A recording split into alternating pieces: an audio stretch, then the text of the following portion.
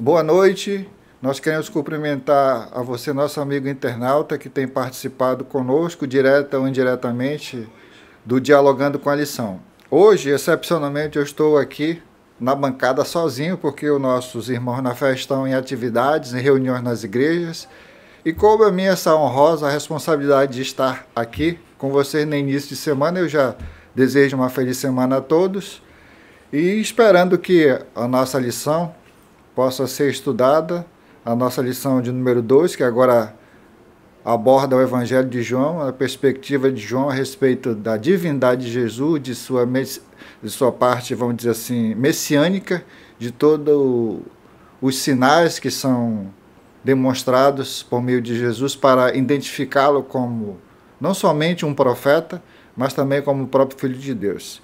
Mas é nosso costume, nós vamos fazê-lo nesse momento, para o começo desse estudo, para nós começarmos a tratar a respeito do assunto da lição de número 2, nós vamos fazer uma breve oração. Oremos.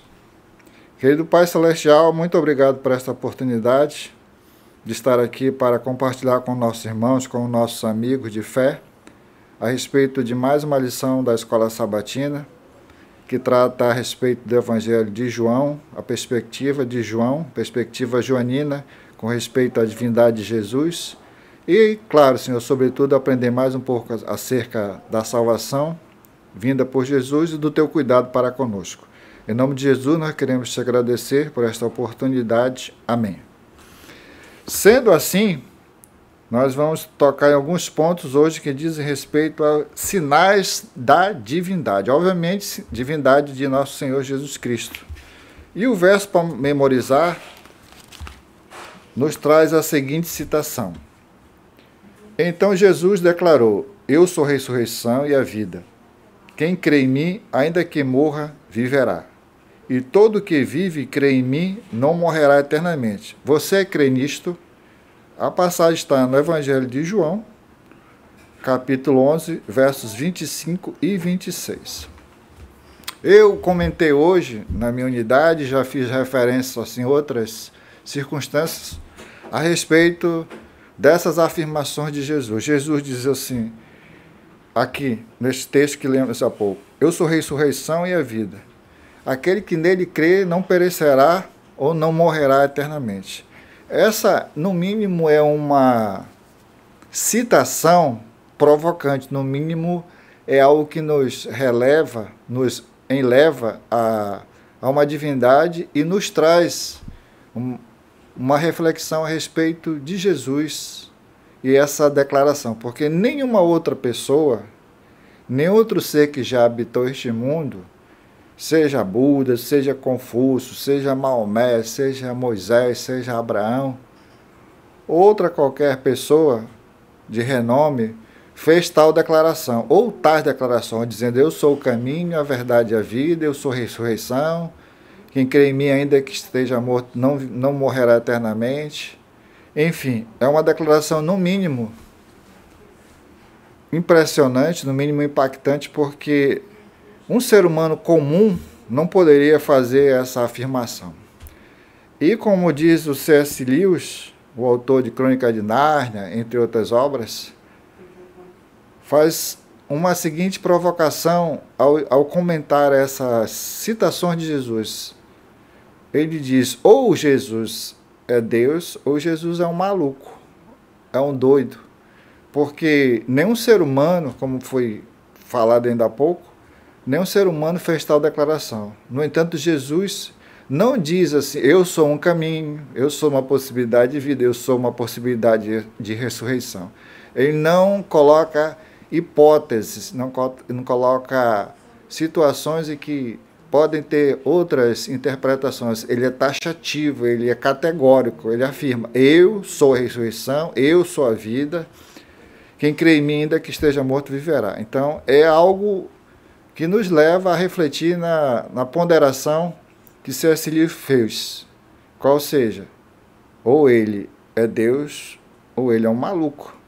Pelo que nós estudamos da Bíblia, pelo que nós aprendemos em nossa leitura, nós podemos concluir, sem medo de errar, que Jesus é Deus. E hoje nós temos mais um estudo que vai ratificar, confirmar todas essas declarações a respeito da divindade de Jesus. No entanto, para nós meditarmos, na lição de sábado, no segundo parágrafo, tem a seguinte citação: essa verdade era importante para João. Por isso, ao narrar alguns dos milagres de Jesus, ele os usou, os milagres, para indicar a divindade de Cristo. Jesus não apenas disse coisas que revelaram sua divindade, mas confirmou suas palavras com obras que manifestaram essa natureza.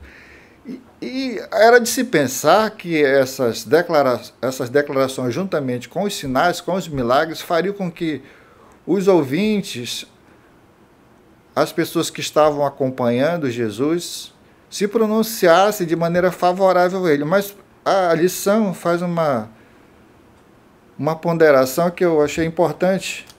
Como consequência desses sinais, desses milagres, dessas declarações a respeito de Jesus, feitas por ele, obviamente narradas por João, atentem para o que ocorreu, consequências dessas declarações, desses milagres também. Após o milagre, alguns, está na parte de sábado, no último parágrafo, na última parte do quarto parágrafo. Aliás, terceiro parágrafo. Do último parágrafo da lição de sábado. Após o milagre, alguns se afastaram de Jesus. Então, primeiro, um grupo se afastou de Jesus. Outros, aumentaram a cegueira, em outros aumentou a cegueira espiritual.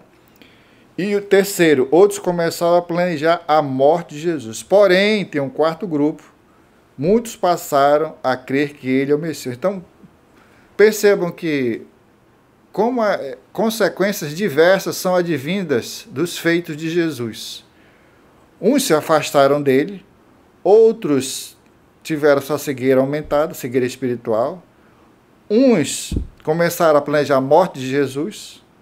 Outros, porém, que eu creio que deve ter sido a maioria, essa maioria passou a crer que Jesus era, de fato, o Messias. E aí nós temos a parte da introdução da lição, que dá, vamos dizer assim, o início para nós desenvolvermos as questões que estão suscitadas na lição da escola sabatina. E o primeiro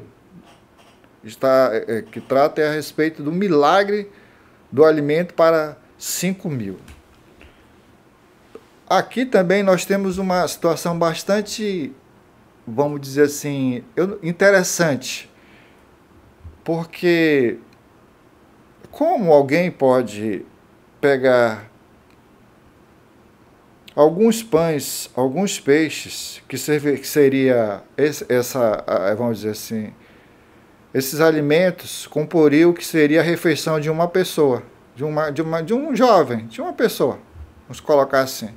Como pegar aquela porção que é destinada ao alimento de uma pessoa para uma pessoa só, transformar de forma que atendesse agora as necessidades de alimento para 5.000 pessoas. Isso às vezes ainda diz assim o texto, né? Sem contar as crianças e as mulheres. Mas vamos trabalhar com esse número de 5.000.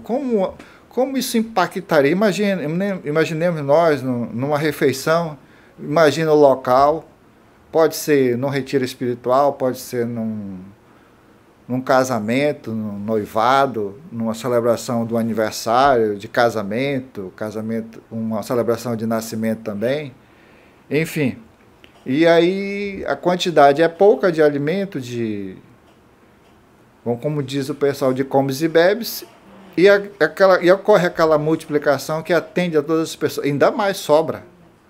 Como isso não impactou as pessoas? Mas para se ter uma ideia, como nós lemos ainda há pouco, algumas pessoas passaram a crer nele, passaram a aceitá-lo como Messias, mas outros tantos se afastaram dele e outros quiseram até matá-lo. Como é possível entender que alguém que tenha feito tamanho milagre, que tenha tanto cuidado com as pessoas que o cercam, com as pessoas que estão próximas aí para ouvir a palavra, como é possível que entre essas pessoas surjam grupos que se afastam desse Messias, que se afastam de Jesus, e outros tanto que desejam-lhe a morte?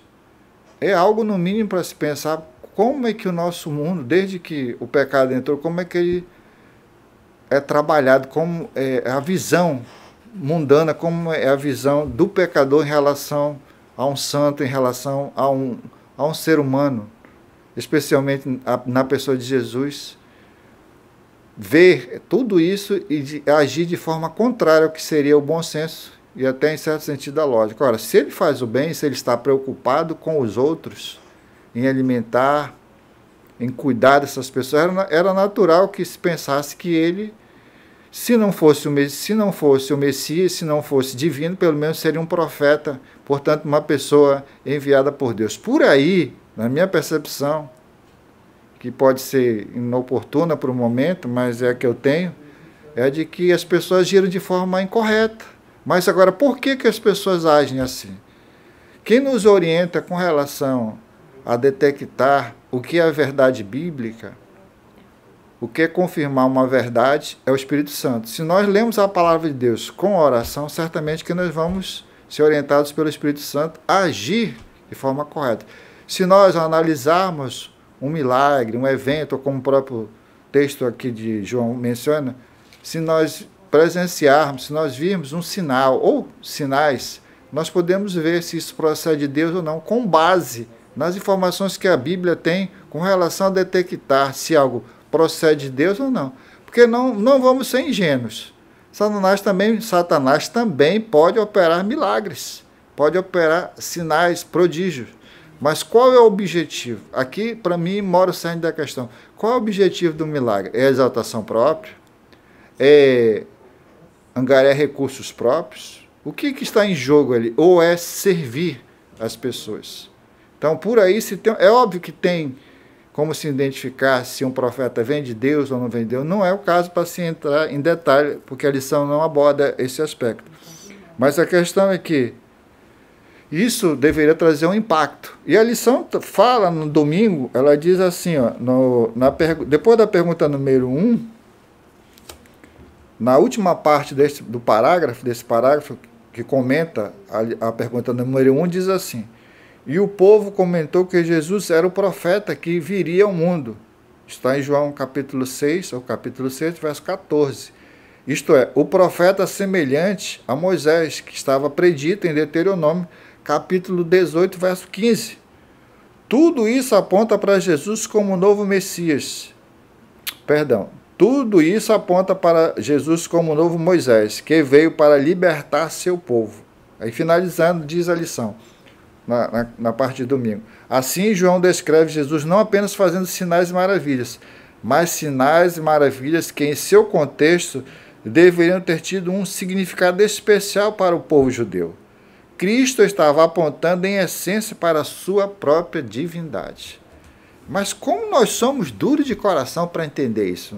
Por que eu digo nós somos duros para entender essas coisas espirituais? Porque não somos melhores do que o nosso antepassado, não somos melhores do que o povo de Israel. Nós vivemos num mundo de pecado. No entanto, nós temos agora mais informações para nós não incorrermos nesse erro. E informação nós temos demais, conhecimento deve-se ter para pelo menos identificar o que procede de Deus e o que não procede de Deus. E para mim a essência dessa parte, desse estudo até o momento, é que nós devemos nos voltar para as coisas de Deus, nós devemos ter compreensão do texto sagrado, da vontade divina e agirmos de conformidade com a orientação bíblica e orientados pelo Espírito Santo, porque assim nós vamos ter um caminho mais fácil de ser trilhado. Não quer dizer que não haja obstáculos, não haja dificuldades, não é isso, mas nós vamos entender, muitas vezes, quais são os propósitos existentes para esses obstáculos, por que eles estão postos ali, por que eles estão se nos apresentando naquele momento. Enfim, nós vamos ter ideia do contexto. E aí, retomando uma citação do irmão nosso, que já esteve por aqui conosco, o Emmanuel Lins, nós vamos ter a ideia do contexto da guerra entre o bem e o mal, do grande conflito que existe, que permeia toda a humanidade, porque isso está entre nós. Na segunda-feira, a declaração, o título é provocante. este é verdadeiramente o profeta. E aí a ideia de que o que é um profeta? O profeta nem sempre deve ser entendido como alguém que faz milagres, como alguém que opera milagres. Mas o profeta também, muitas vezes, é considerado um porta-voz de Deus. E Jesus, na minha perspectiva, na minha compreensão, aborda tanto o aspecto do profeta no sentido de que é o porta-voz de Deus, porque também, ele também veio revelar quem é Deus, e ele também veio dizer que ele era o Messias. E por outro lado, ele também demonstra que ele é um ser especial, que ele é dotado de poder, portanto ele tem algo de sobrenatural. Isso deveria ficar muito claro para nós, porque os eventos, os acontecimentos, os sinais, as maravilhas, os prodígios que ocorrem de forma sobrenatural. Portanto, nós não estamos tratando com algo físico meramente, é algo metafísico, algo espiritual. A questão é, isso procede de Deus ou não? Então, aí é que nós temos que ter o cuidado de identificar o verdadeiro profeta. E nós temos aqui uma citação bastante oportuna, que está justamente na lição de segunda-feira, no terceiro e quarto parágrafos. Diz assim: mas o povo ignorava tudo isso. Seus corações descontentes perguntavam por que Jesus podia realizar tão grandiosas obras como as que tinham presenciado e não podia também dar saúde, força e riqueza a todo o seu povo, libertá-lo de seus opressores e exaltá-lo ao poder e à honra. Enfim, aquela compreensão de que se Jesus poderia fazer esses milagres, por que não libertava o povo de Deus? A compreensão judaica da época era que esse Jesus, o Messias prometido, deveria ser alguém que libertaria o povo de Israel e o recolocaria naquela posição dominante de antes. Mas não era essa a profecia que estava em cumprimento, era a profecia do Messias sofredor, do servo sofredor. E às vezes essa perspectiva é incômoda, porque ver alguém que faz esses milagres todos, esses prodígios todos, essas maravilhas, e ele não vai salvar o seu povo do jugo romano, não vai trazer aquela prosperidade, aquela independência, autonomia, aquela projeção mundial que da qual outrora desfrutava Israel, e agora essa é a perspectiva, e por que não isso, né? É algo às vezes frustrante, mas os nossos propósitos, os propósitos humanos, devem ser colocados nas mãos de Deus para que Deus dirija esses propósitos de conformidade com o seu querer, com a sua vontade. Se assim nós o fazemos, obviamente que Deus vai nos mostrar o caminho certo, vai mostrar como devemos agir e vamos entender as demonstrações, as advertências bíblicas de como agir. O profeta também nos orienta com respeito a como agir diante dessas situações. O profeta também não está só preocupado em demonstrar que ele vem de Deus, no caso de Jesus, que ele era divino, mas mostrar que nós temos um caminho a seguir, e esse Jesus, esse profeta, nos mostra esse caminho a seguir, como fazê-lo, que é o mais importante. Então, daí nós devemos tirar se não uma lição, mas pelo menos uma orientação, no sentido de que, quando nossos projetos são colocados diante de Deus, nós devemos ter o cuidado de dizer que esses projetos são colocados nas mãos divinas para que ele despache de conformidade com o seu querer.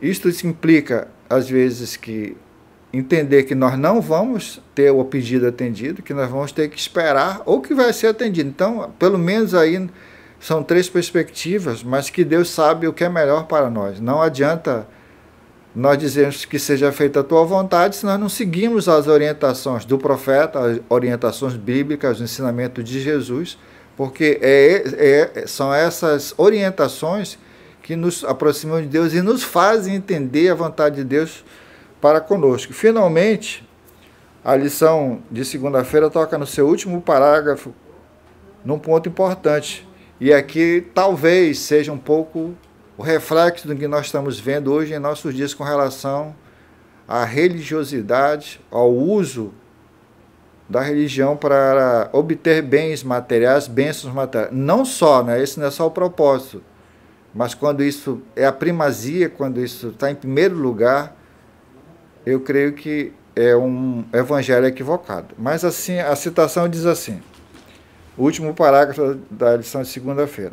Eles procuravam benefícios materiais em vez da verdade que permanece para a vida eterna. Essa é uma armadilha na qual podemos cair se não tomarmos cuidado. Eu achei bastante interessante, reputo também uma preocupação do autor da lição, quando tem esse seguinte cuidado.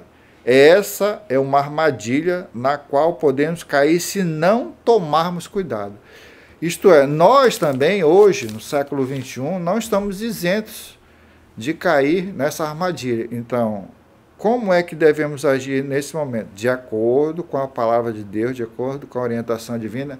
E bem a propósito, nós temos um material que nós chamamos entre nós de espírito de profecia, que são escritos para nos orientar com relação aos vários setores da nossa vida, como nos comportarmos, por exemplo, na questão do casamento, da criação dos filhos, da questão da educação, como devemos orientar a igreja, como funciona, como tem a responsabilidade de organizar as futuras gerações, de aperfeiçoar para o serviço a Deus, enfim, são várias orientações que nós temos, por isso nós fomos deixados ao léu. Nós temos uma orientação além da palavra de Deus, obviamente que ela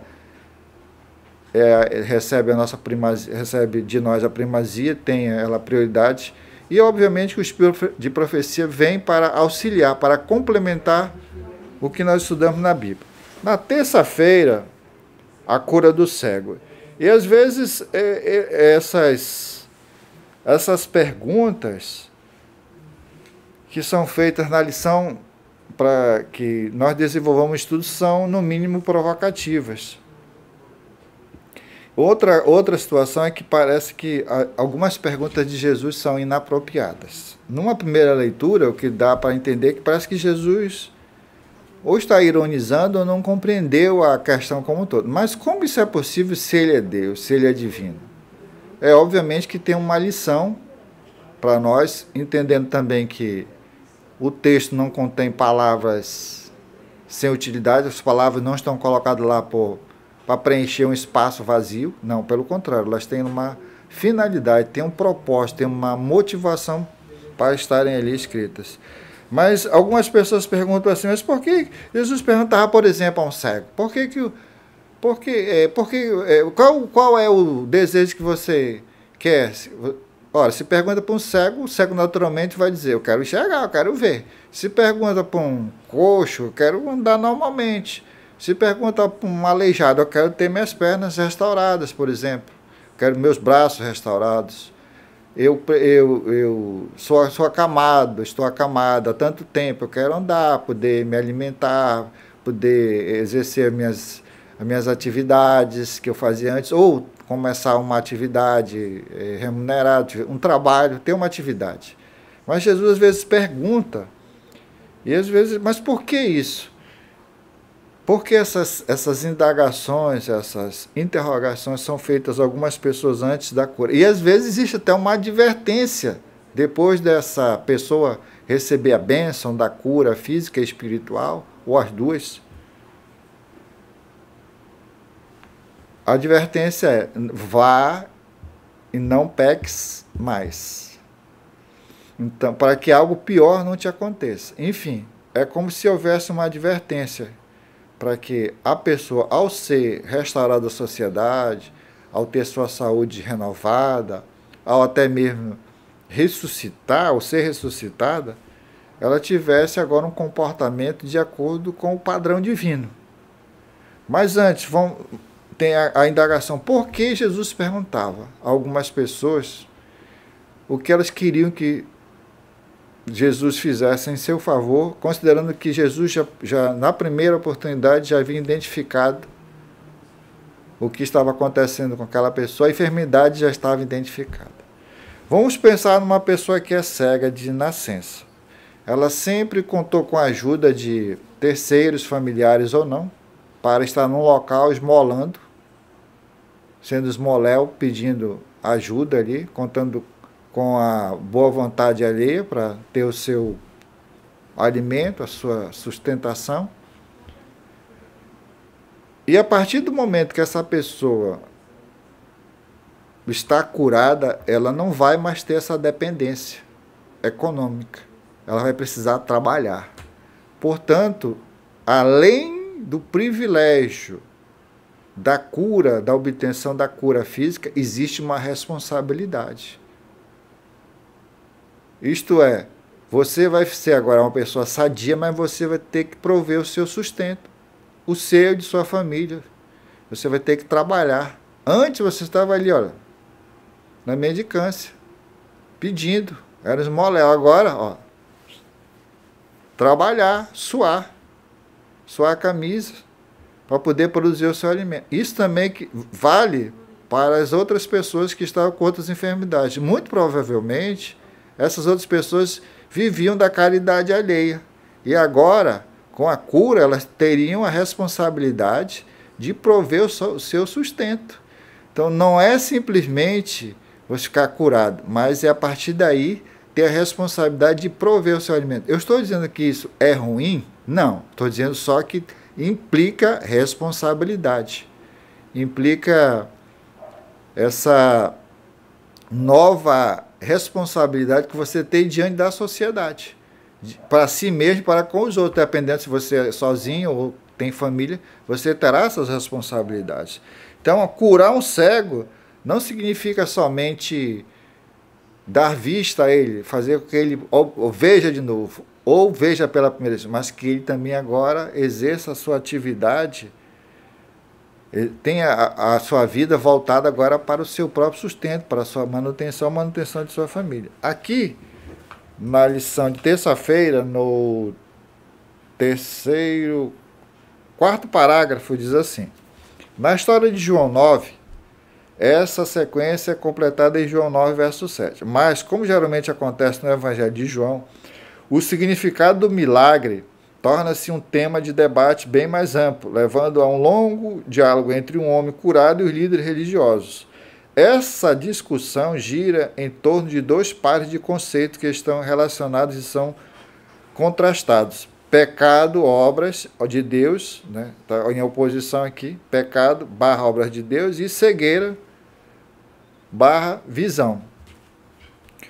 Como é possível também, mais uma vez, aquela situação anterior, o que deveria ser tido como algo de louvor a Deus, um cego de nascença havia sido curado, agora se discute se essa cura vem de Deus, não vem de Deus, especialmente se, e aqui Jesus parece que provoca essa situação, por que ela fora feita no sábado? Não podia se esperar para terminar o sábado e fazer a cura? Alguém que está sentindo dor, alguém que passa por uma privação, quanto antes essa situação desaparecer, quanto antes essa situação for superada, é o ideal para ela. Para quem sente fome, para quem sente dor, não, já está sentindo há muito tempo. Sim, mas isso não quer dizer que ela tenha que ser obrigada a suportar mais, se pode tirar essa dor, se a cura pode vir. Então, do ponto de vista de quem está vendo as coisas, pode até ser, não, tem que esperar, mas quem está sofrendo, quem está vivendo a situação, não pode esperar, não. Então, e tem mais, se for no sábado, qual é a ideia? Que nesse dia Deus também, especialmente nesse dia, Deus pode operar milagres. Jesus faz isso. Por que esperar terminar o sábado? Se o sábado não é um dia feito para dedicação ao serviço a Deus e ao próximo, né? Para adoração a Deus e a demonstrar de forma mais, vamos dizer, incisiva, até de forma mais prática, o amor ao próximo. Existe um dia melhor para se demonstrar isso? Não. Mas veja, às vezes o cuidado extremado com a questão legalista, com a lei, é que transforma essa situação que deveria ser um motivo de louvor a Deus, de adoração a Deus, de reconhecimento, de aleluias, em recriminação àquele que operou o milagre. E tem mais, em vez de reconhecer que ali havia uma pessoa que estava, vamos colocar assim, cativa do mal, que estava cega e agora tem os olhos abertos, agora enxerga, era motivo de celebração. Era um irmão judeu, era um judeu que havia sido curado, as pessoas sabiam que ele era desde nascença assim, estava privado da visão, era um cego, e agora para louvar a Deus. Mas não, começam-se a ter a questões menores, a questão legalista de por que isso foi feito no sábado? Não podia se esperar, veja, o que era a essência, o milagre que demonstrava o poder divino, é deixado de lado. A natureza de Jesus também é esquecida, porque ele operou o milagre, e agora se volta para por que se fez o milagre no sábado. Pense bem, como isso às vezes é algo pequeno diante do tamanho bênção que ocorreu. Mas isso às vezes é da nossa natureza, que é da natureza pecadora e pecaminosa. Porque às vezes ela projeta no outro algo que eu critico em mim mesmo. Eu faço essa projeção lá no outro. Então eu critico o outro pelo ato de bondade que ele fez, que eu deveria fazer, e eu critico dizendo que aquele ato foi errado. Mas em que sentido é errado? Não há sentido, só que aí eles dão um jeitinho de dizer que isso não era para ser feito no sábado. Vejam só como é que o ser humano chega, né? Quer dizer, nós estamos julgando o Criador dos céus e da terra, nós estamos condenando a prática do nosso Criador, do nosso Redentor, ao dar vista ao cego. Esse aí é o cego parte 1, agora tem o cego parte 2, que está na quarta-feira. E aí, no último parágrafo de quarta-feira, tem uma declaração interessante. Diz assim, começa o parágrafo assim: a cegueira espiritual dos líderes religiosos é assustadora. Bem, não é a cegueira aqui do povo, do populacho, dos populares, é a cegueira da liderança espiritual. E se existe alguma coisa que incomoda, é você chamar de ignorante, não no sentido de que ignora uma pessoa que não deveria ser ignorante quanto ao assunto. É algo que provoca aquele que deveria ensinar o correto, ensina o errado. Aquele que deveria mostrar bondade, não mostra bondade. Esse líder deveria ser exemplo, a liderança judaica deveria ser exemplo. E o que ela faz? Ela recrimina Jesus, e aqui o texto eu achei muito assim, oportuno, e também a citação: a cegueira espiritual dos líderes religiosos é assustadora. Será que esse problema pode se dar conosco? Fala assim conosco em relação a nós líderes podemos estar vivendo alguma cegueira espiritual. Isso é para a gente refletir. Não é porque eu, você e outros tantos somos líderes que nós não erramos, que nós não cometemos. Nós somos tão pecadores quanto os outros, só que sobre nós existe a responsabilidade maior.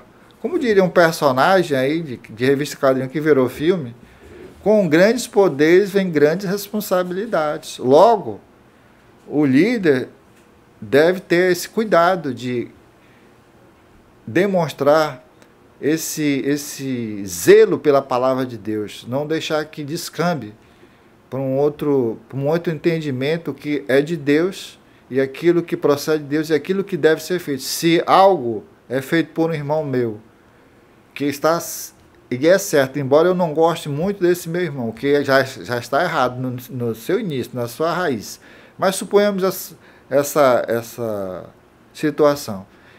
Eu não me afino muito com ele, mas ele está certo, eu tenho que apoiá-lo. Não é porque eu não gosto muito dele, não me afino com as ideias, que em tudo que ele faça, tudo que ele diz, eu tenho que ser contrário. Não, eu tenho que respeitar. Se ele está certo, está certo. Se tem apoio bíblico, o que eu posso falar? Está certo. Se o que ele diz tem fundamento nas nossas doutrinas, tem base bíblica, tem apoio do Espírito de profecia, eu tenho que dizer amém.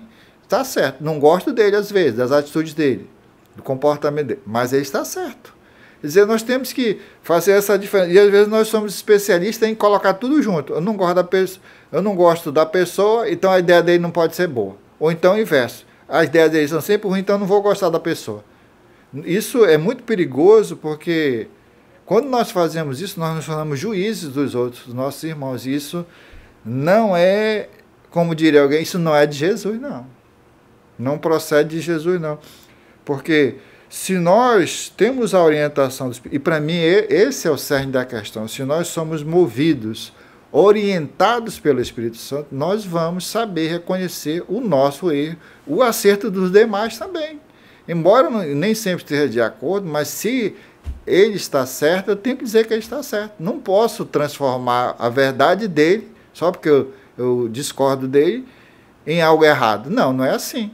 Também não é porque alguém é meu amigo que diz algo que é inverídico que eu vou dizer que é verdade porque é amigo. Não. É meu amigo, então quem diz a verdade tem que ser... Não. A verdade está na Bíblia, na palavra de Deus. Se nós, líderes, como liderança, nós nos pautamos, nos embasamos para falar algo com base na Bíblia, para reforçar a verdade, nós estamos no caminho correto. E os outros que o fazem também devem receber o nosso apoio, porque a liderança influencia os demais, querendo ou não. Eu vejo isso no meu dia a dia, às vezes na unidade da escola sabatina em que eu participo. A gente acaba exercendo influência tanto para um lado quanto para o outro. Se você for alguém que trabalha com a verdade, você é uma pessoa que tem essa influência, esse impacto sobre sobre os seus ouvintes, sobre os seus alunos, você direciona alguma coisa, tanto para o bem quanto para o mal. Então, o líder tem que ter essa preocupação de entender, em essência, o que eu estou dizendo, o que eu estou afirmando, o que eu estou defendendo, procede de Deus, vem de Deus, tem apoio escriturístico, tem apoio bíblico, tem algum respaldo no Espírito Santo? Tem, então é aqui que eu vou. Outro, eu ouço a opinião de alguém, respeito por seu, mas está de acordo com a Bíblia? Não. Tem algum apoio de profecia? Não. Então é a opinião dele. Respeito, mas daí eu seguir é completamente... Tem que respeitar sim, mas seguir é uma coisa completamente diferente. Portanto, o líder tem que ter esse cuidado, essa preocupação. E já para indo para quinta-feira, eu queria dizer que sabe o que eu admiro no líder, embora pareça isso um pouco destoante da lição, mas só para vocês terem uma ideia, a pessoa que me impressiona como líder. Primeiro, ela reconhece quando erra. E ela não, como consequência, ela não tem dificuldade de pedir perdão.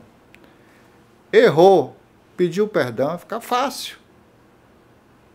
E outra coisa, líder para mim é aquele que diz assim, o que nós vamos fazer? O que nós vamos fazer? O que vamos fazer aqui para ajeitar aqui no estúdio? O que vamos fazer aqui para melhorar aqui na igreja, sonoplastia? O que nós vamos fazer para reformar? Quando é que nós vamos reformar? Como é que nós vamos fazer? Aquele que diz assim, o que vocês vão fazer?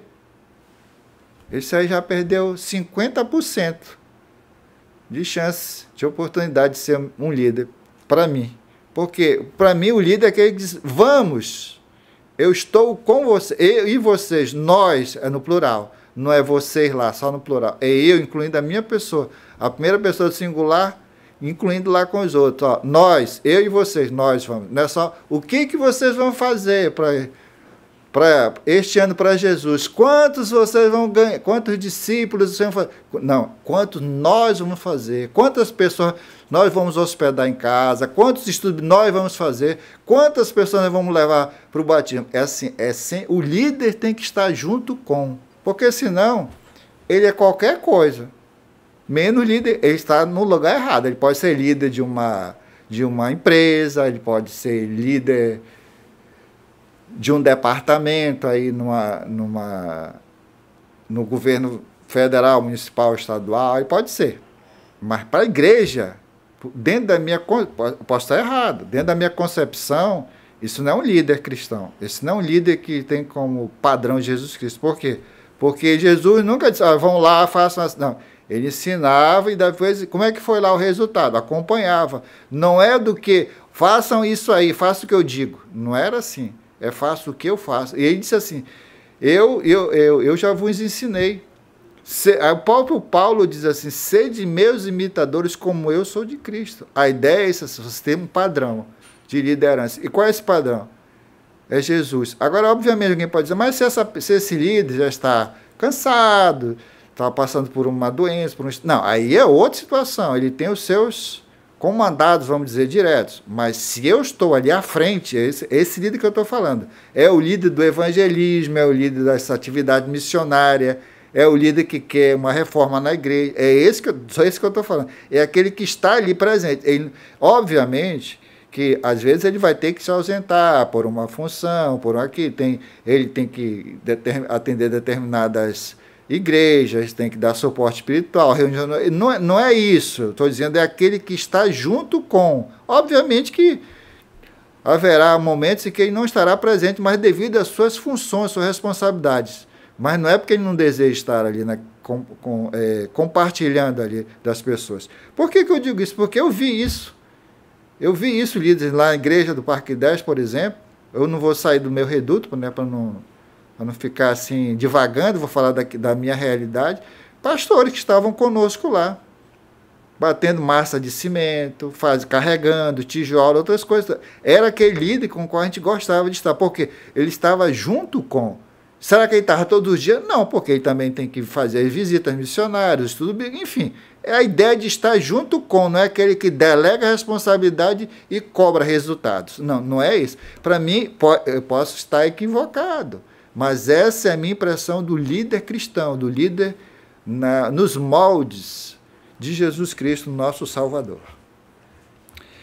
Dito isso, vamos para a quinta-feira, né? Como eu mesmo me entrevisto, eu mesmo pergunto para mim mesmo, a lição está correndo dessa forma, ela está fluindo muito boa, né? Já pensou? É bom que aí eu não posso ser, vamos dizer assim, confrontado comigo mesmo, né? Não tem nenhum confronto, eu já fico comigo mesmo aqui lidando, né? Eu resolvo comigo mesmo a situação.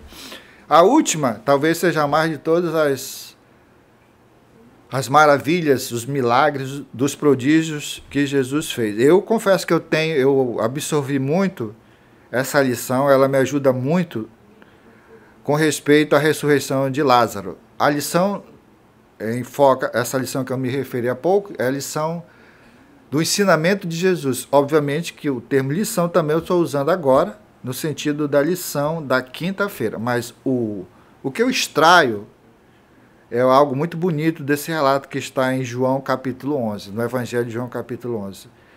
Algumas coisas chamam a atenção, obviamente que eu não sei se eu vou tocar em todos os detalhes, mas eu vou focar alguns pontos que reputo importantes.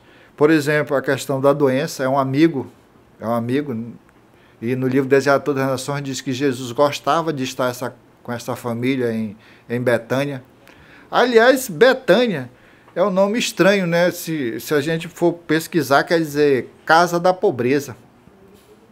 Hoje, essa cidade não é mais chamada de Betânia. Lá em Israel, ela é chamada de Casa de Lázaro. Casa de Lázaro significa aquele que é ajudado por Deus, aquele que recebe a ajuda de Deus. Então, hoje, esse nome parece que fica melhor para o contexto. E diz assim na citação primeira aqui da lição de quinta-feira: o João 11 está repleto de tristeza. A notícia da doença de um amigo querido, o choro pela sua morte, a queixa das irmãs de Lázaro, não teriam, que se Jesus estivesse presente naquele tempo, Lázaro não teria morrido, e as lágrimas de Jesus. Então, eu achei interessante como o autor resumiu aqui o contexto todo de João 11, da morte de Jesus. Agora, aqui também tem algo que eu tenho na conta de importante, porque aqui Jesus trata a morte como um sono. Mesmo entre os judeus, essa compreensão não era muito nítida, não era muito clara. E Jesus diz, não, eu vou lá despertar Lázaro. Ora, os discípulos dizem, ora, se ele está dormindo, então ele está bem. Não, aí o texto diz, Jesus claramente falou que Lázaro havia morrido e Jesus vai lá para ressuscitá-lo. O detalhe é que são 4 dias. Por que 4 dias? Porque ainda existia, uma das explicações é porque existia naquela época uma compreensão de que não era muito comum, mas existia essa compreensão entre alguns judeus que se a pessoa,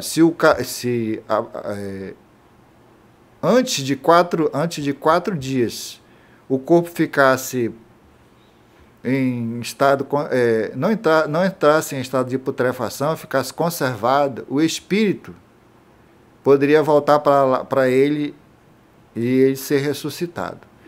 Então, o que Jesus faz? Ao demorar, ele pelo menos traz duas lições para nós. A primeira, ele nem sempre vai nos, na minha opinião, obviamente, essa compreensão. Nem sempre ele vai atender naquela hora, mas isso não quer dizer que ele não vai atender o nosso pedido, ele pode deixar para depois, porque ele julga que seja o momento oportuno para atender o nosso pedido.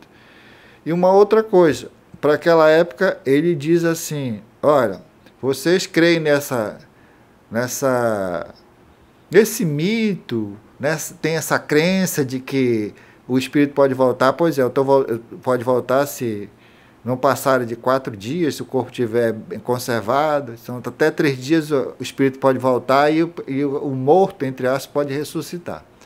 Então, eu estou aparecendo aqui no 4º dia, quando já não existe mais esperança nenhuma, não existe mais crendice nenhuma a respeito dessa hipótese dela acontecer. Então, o que fica claro para aquela multidão, para aqueles que têm essa compreensão dos 3 dias a respeito do corpo?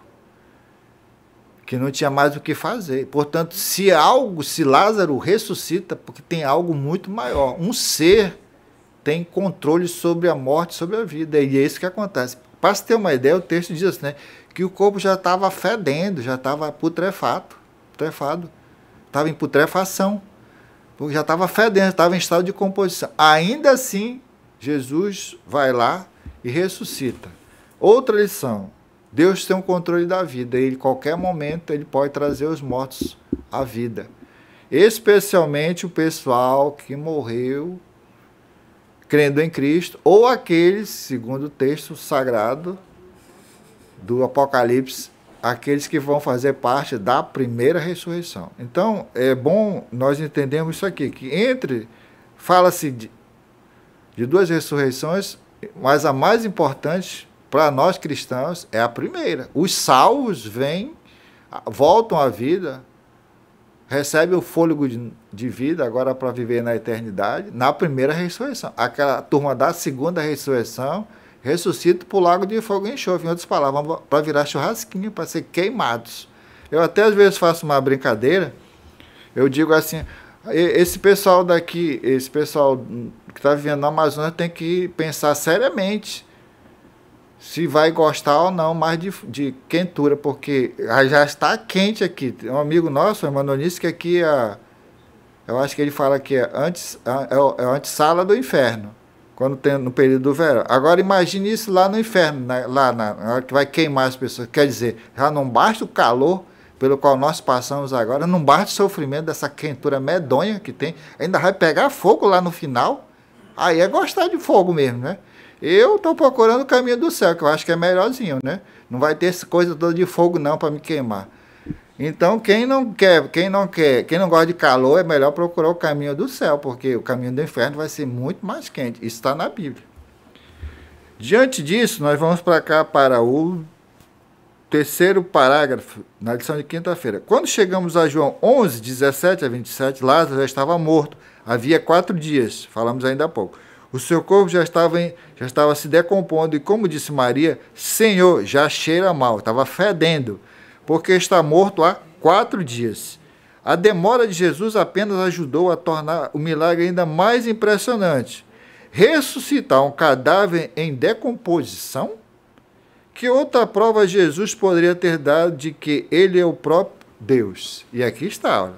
É uma lição muito importante para o contexto da época e para o nosso. Ele pode ressuscitar qualquer pessoa? Pode, quando ele quer. Só que, vamos dizer assim, dentro do plano divino, dentro do plano da redenção, haverá a primeira ressurreição, que contempla os justos que estão mortos, dormindo no pó da terra, que vão ser ressuscitados, vão vir para, como pessoas, vão para a glória, e a outra turma, a turma do segundo pilotão, que vem na segunda ressurreição, e esses aí vão virar churrasquinho, vai pegar fogo, e aí diz que essa é a segunda morte. E como eu falei, é muita quentura, para quem não gosta de quentura, para quem não gosta de calor, isso aqui vai ser algo sem medida. Eu, como já disse, e torno a repetir, eu não gosto de calor, não. Então, eu estou procurando o caminho do céu, o caminho do país da eternidade, que eu acho que é mais ameno lá. E, finalmente, e como Deus, aquele que criou a vida, Jesus tem o poder sobre a morte. Assim, ele aproveita essa oportunidade, a morte de Lázaro, para revelar uma verdade crucial sobre si mesmo. Voltamos àquele ponto lá do início da nossa lição. Jesus dizendo, eu sou a ressurreição e a vida. Quem crê em mim, ainda que morra, viverá. E todo que vive e crê em mim, não morrerá eternamente. Essa é a bem-aventurança para todos aqueles que agora são chamados a dormir no Senhor e vão ser ressuscitados na primeira ressurreição, para ver o concerto que Jesus celebrou com eles sobre a volta de Jesus, para eles contemplarem. E aqui, irmão, infelizmente, irmãos e irmãs de Cristo, você que nos assiste, você que nos ouve, aquela ideia de que morreu, vai para o céu, a alma, o espírito, alguma coisa assim, que o valha, ou vai para o inferno. Um diz que ainda tem um estado intermediário, não vou nem falar que ele está intermediário. Mas a questão é que a Bíblia é muito clara, dizer que a ressurreição, e a própria Maria, os próprios parentes de Lázaro dizem que creem que haverá ressurreição no final dos tempos. Mas Jesus diz, olha, se vocês crerem, vocês vão ver agora um pouco dessa situação. Mas há um detalhe, Lázaro foi ressuscitado depois de 4 dias, mas ele morreu. Qual era a ideia de Jesus aqui, na minha visão? É que Jesus disse, olha, eu posso fazer aqui algumas coisas, mas isso aqui é só o começo de algo muito maior que está para vir. Olha, vocês me viram ressuscitar mortos, vocês viram curar aleijados, dar vista a cego, multiplicar pães e peixinhos e pãezinhos para multiplicar, para servir uma multidão. Eu andei sobre as águas. Enfim, eu fiz tudo isso aí. Mas isso é só um paliativo do que está vindo, porque o novo reino, a nova terra, não vai ter isso mais. Isso aqui é só um exemplo pequeno, é um pequeno lampejo de como será o reino, porque aqui vocês estão vendo ressurreição, estão vendo curas. Lá não será mais necessário isso. Isto é, Deus está dando, na pessoa de Jesus, Deus está mostrando como será o novo reino. Imagine como Lázaro voltou da ressurreição, quando voltou da morte para a ressurreição. O corpo, como foi o corpo de Cristo ao ressuscitar ao terceiro dia? Um corpo glorioso. Assim serão os salvos, assim terão os salvos um corpo novo, ressuscitado, um corpo glorificado. E aí, nesse corpo glorificado, não chega a doença, não chega nada de ruim mais. E principalmente o mal não existirá. E se não houve mal, não existe pecado. Se não existe pecado, não existe morte. Esse é o reino que está sendo preparado pelos seus filhos. Aqui nós temos um exemplo de como Deus agiu na pessoa de Jesus, a demonstrar como é um pouco do reino de Deus. É uma antivisão de como será a eternidade. Irmãos, agora só irmãos e irmãs e amigos e amigas. Nós vamos saber só isso na eternidade. Algum dia você já deve ter se deparado com alguém que diz assim, mas para que viver 2 vezes? Vive agora, ainda vai querer viver na outra. Meu irmãozinho, para o cristão, essa vida aqui é só um tempinho, porque a gente quer viver mais, porque a gente quer viver com Jesus. Eu, por exemplo, tenho a curiosidade de saber como é a essência dessa divindade. Como é? Eu sei que não vai dar para entender isso, talvez, quem sabe a eternidade me permita, e a outros curiosos, saber se nós somos feitos de átomos. Aqui a mesa que é feita também, né, de átomos e de células, nós também praticamente de células, de tecidos, mas e ele lá, os anjos, os seres celestiais, qual é a essência, qual é a matéria desses seres, né? Enfim, essas curiosidades, mas isso aqui é só minha, você não é obrigado a pensar assim que eu nem tenho essas curiosidades, essa curiosidade é só minha. Se quiser compartilhar bem, se não, deixe só a curiosidade comigo mesmo. Mas pense assim, essas curiosidades, essas dúvidas, essas inquietações vão ser tiradas na eternidade com os salvos. Eu quero fazer parte. E você? Está se preparando para ir para lá? Vamos pensar nisso com carinho. Agora deixa eu voltar para cá agora aqui. Como eu tô sozinho, tem mensagem aqui, tem? Vamos lá. Vamos ver aqui. Se você tá me vendo assim de atravessada, é porque eu tô só com uma câmera, tá? Mas eu não tô torto não, tá? Só isso aí. Aqui, olha aí, ó. Célia Costa, boa noite, feliz semana igual, irmã. Vamos ver aqui mais. Olha aí, rapaz, isso aqui, eu já conheço esse cidadão aqui, Roquelane Guimarães. Ele anda por aqui, por essas bandas. Olha aí, essa aí, eu acho que ela é minha mãe, olha. Ela é tão Cleide que ela é Cleide 2 vezes, olha, essa minha mãe, olha só, para eu lembrar dela mesmo. Maria Cleide Vilar Sabote Cleide. Muito boa noite, minha mãe, e uma feliz semana. Olha aí a Michele, a esposa do José Bricênio. Boa noite, a Tsussuca. Olha, José Bricênio, isso aí é gente boa. Isso é gente boníssima. Um abraço para você também, meu nobre. Robson Branco. E aí, rapaz? Olha isso aí. Apareceu, criatura. Venha pra cá, rapaz. Aqui é o seu lugar. Eu tô só hoje aqui por uma passagem só.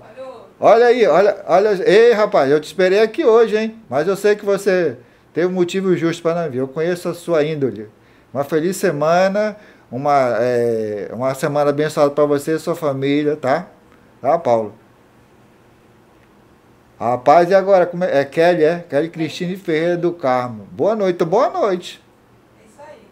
Então pronto, essa aí é uma representatividade do pessoal que entrou conosco. Obviamente que não são só esses, mas se você não teve tempo de escrever, não houve oportunidade, sinta o nosso abraço, o nosso aconchego e uma feliz semana a todos. E como nós começamos orando, vamos terminar orando também.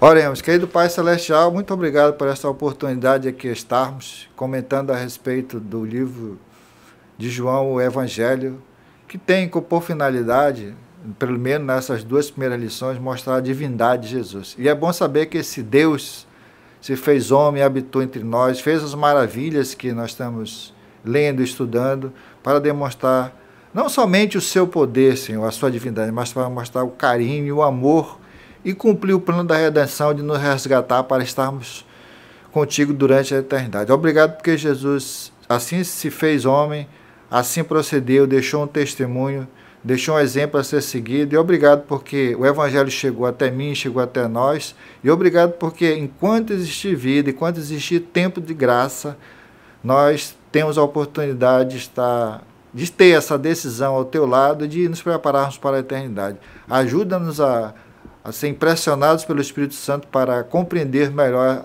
as lições que nós temos para estudar. Sobretudo, ajuda-nos a edificar o nosso caráter espiritual. Ser conosco, dá-nos uma feliz semana e até a próxima, se Deus quiser. Em nome de Jesus, nós pedimos e te agradecemos. Amém. Então, nós nos despedimos. Boa noite e até a próxima.